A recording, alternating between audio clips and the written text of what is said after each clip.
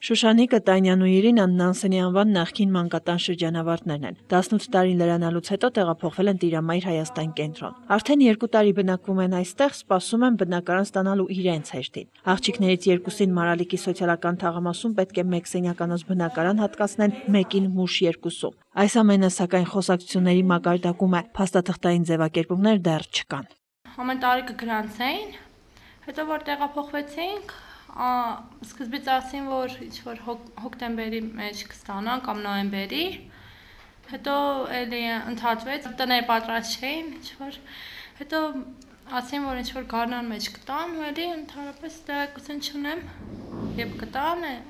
մենակ իմացա, որ ասենք որտեղ պետք է ստանա։ 6 շրջանավարտ արդեն ստացել է բնակարան, բանալիները հանձնվել են, նույնիսկ կան շրջանավարտներ, որ արդեն տեղափոխվել են։ Բնակարան ստացողների մեծ մասը սակայն տեղափոխվել չի շտապում, կան պայմանագրային գործընթացներ, որոնք ավարտին չեն հասցվել։ Հետո էլ անհրաժեշտ գույքը մինչև հիմա չի տրամադրվել։ Մանկատան շրջանավարտներն ու առանց ծնողական խնամքի մնացած երեխաները բնակարանային հերթացուցակներում են արդեն մի քանի տարի։ Պետբյուջեից այս նպատակին գումարներ չէին հատկացվում, իսկ 18 տարի լրանալուց հետո հաստատությունում ապրել այլևս չի թույլատրվում։ Սրա արդյունքում չափահաս դառնալուց հետո շատերը կանգնում են ապաստան ունենալու խնդրի առաջ։ Կան, որ ապրում են խնամակալների մոտ, կան ապրում են հարազատների ընտանիքներում, ասենք նաև կան, որ ապրում են այս պահին Տիրամայր Հայաստանի կենտրոնում։ Մեզ մոտ քույրարուսյակը թույլ է տալիս մնալու, քանի դեռ սովորում են։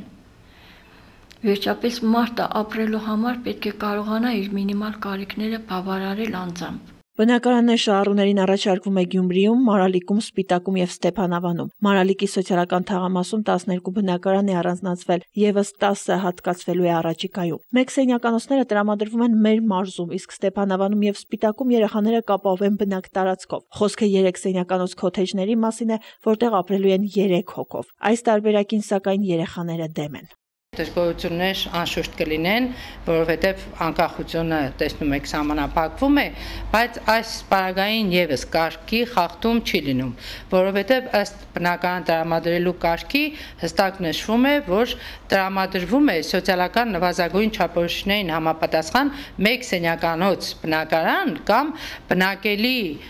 տարածքում, բնակարանում տանը բնակելի տարածք։ Հետո այնտեղ մենակ մնալու հարցն է, ոչ շրջապատ ունեն, ոչ ծանոթ ունեն, ոչ բարեկամ ունեն իրենք Մարալիկում։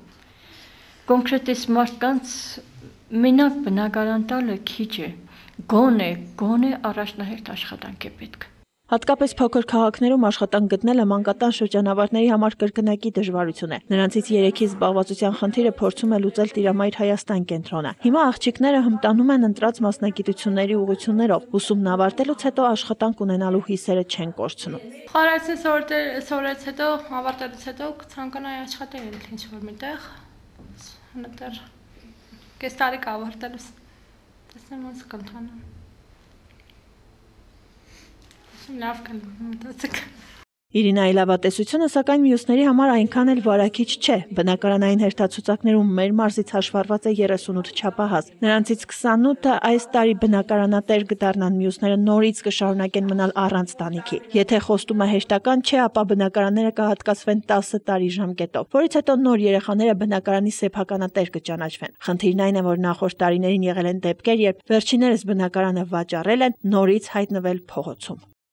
Անի Բաղդասարյան, Արթուր Մարգարյան, Ազդարար։